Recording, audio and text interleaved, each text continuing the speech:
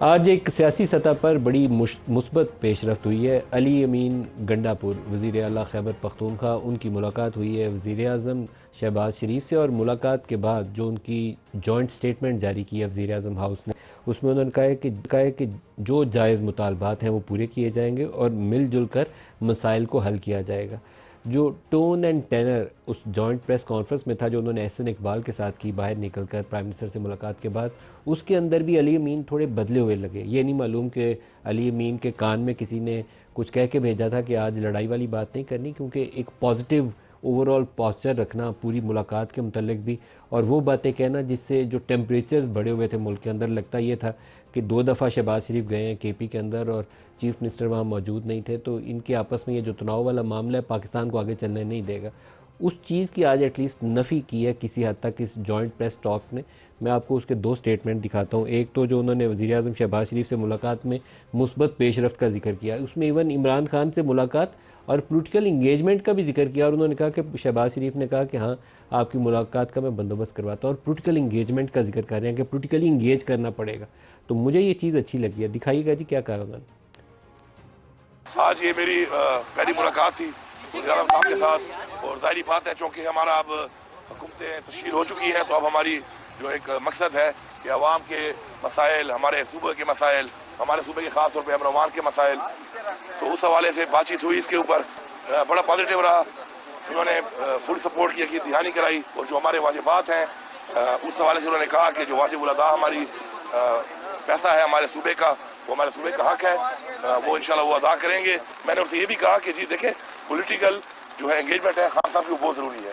Political engagement کے ساتھ ہوگی تو ظاہری بات ہے پولیٹیکل مسائل حل ہوں گے، تو اس میں ہی واز ویری پازیٹیو۔ وزیر اعظم صاحب نے مجھے صاف کہا کہ بالکل انشاءاللہ میری ملاقات بھی جلد وہ پاسبل کریں گے کہ میں مل لوں اور سینٹ کے حوالے سے مشاورت کر لوں، اور جو پولیٹیکل ہمارے لوگ ہیں ان کی انگیجمنٹ بھی عمران خان کا ساتھ ساتھ ضروری ہے، تاکہ جو پولیٹیکل مسائل ہیں اس ملک کے جب انگیجمنٹ ہوگی، بات چیت ہوگی، ملاقات ہوگی، تب ہی حل ہوں گے۔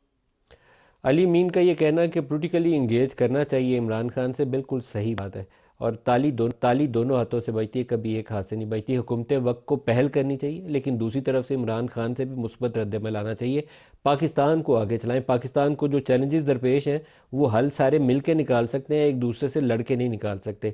پاکستان تحریک انصاف کی طرف سے، بلکہ کہنا چاہیے کہ عمران خان کی طرف سے آئی ایم ایف کو ایک خط لکھا گیا جس کے اوپر میں نے خود بہت تنقید کی، اور باقی بھی مختلف کوارٹر سے تنقید آئی، کیونکہ پاکستان ایک ایسی جگہ پہ ہے کہ اگر آئی ایم ایف